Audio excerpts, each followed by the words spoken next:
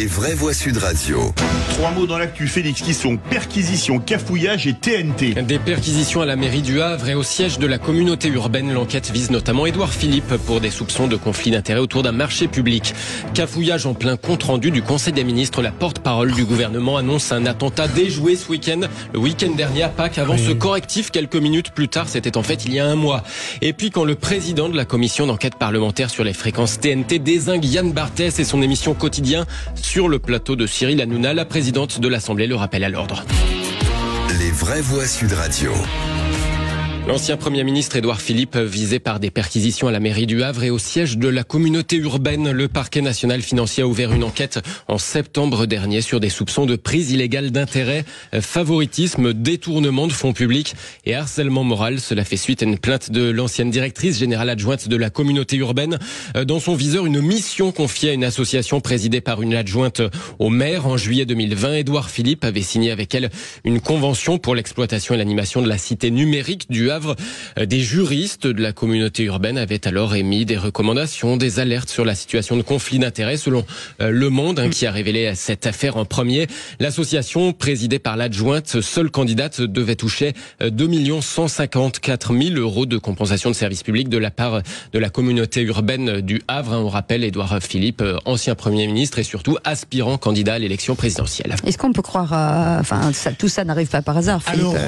On se disait avec Philippe, on n'est pas complotiste. Mais je ne veux pas avoir mauvais esprit, mais il peut se faire qu'il y ait en effet des choses un peu douteuses, mais j'espère que ça n'est pas le début d'un second niveau de boule puante, comme on approche peu à peu d'une élection présidentielle, où il est clair que lui, qu'on l'aime ou pas, aura des chances. J'ai pas suffisamment d'éléments pour réagir, parce que nous verrons très précisément de quoi il en retourne.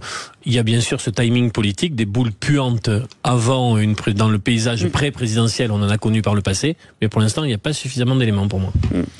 Moi je partage pas mieux que mes camarades. Et ben voilà, très bien. Ils ont tout dit. Ça nous arrange en matière de temps. Deuxième mot, le mot cafouillage, celui de la porte-parole du gouvernement. Prisca Thévenot a semé la confusion lors de son compte-rendu du Conseil des ministres ce matin, annonçant qu'une tentative d'attentat avait été déjouée durant le week-end de Pâques. Enfin, en tout cas, c'est ce que tout le monde avait compris. Lieu de culte, justement, dont il a été question le week-end dernier à l'occasion du week-end de Pâques, avec 13 500 forces de l'ordre déployées partout sur le territoire. Grâce à cette mobilisation, nous avons pu mettre un arrêt à une tentative de passage à l'acte. Attentat déjoué en ce week-end de Pâques. La nouvelle est donc sortie un peu partout, sauf que, voilà, la porte-parole du gouvernement, relancée sur le sujet par les journalistes, a apporté cette précision en forme de rétro-pédalage quelques minutes plus tard. Non, ça a été rappelé ce week-end qu'il y en a eu un déjoué au début du mois. D'accord. 2 mars, parce que là nous sommes au mois d'avril, donc comme ça vous n'avez pas une autre... Mais merci de repréciser, parce que j'ai sûrement pas été claire et je m'en suis rendu compte en entendant vos différentes questions. Donc merci à vous. Précision qui a son importance effectivement. Ironie du sort, quelques minutes avant ça, la porte-parole du gouvernement avait annoncé cette nouveauté désormais dans ses comptes rendus du Conseil des ministres. Il y aura un peu une minute anti-fake news. Il y a un certain nombre de mauvaises informations, parlons français, qui circulent aussi bien sur des reprises, mais également sur nos réseaux sociaux. Et voilà, sur les réseaux sociaux et même parfois apparemment dans la bouche des responsables gouvernementaux. Là, elle est en pôle position pour le prix de l'humour politique. Troisième mot, TNT, on parle des fréquences télé et pas de l'explosif, bien évidemment.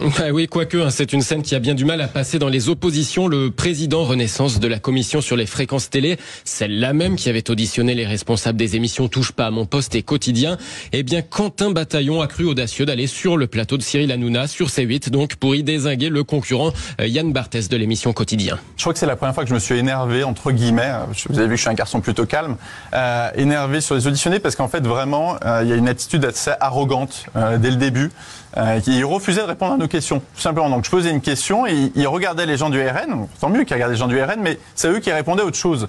Donc à un moment c'était quand même pas vraiment l'exercice, donc on leur l'a rappelé de manière polie. C'était très important cette séquence, parce que c'est le sujet du pluralisme.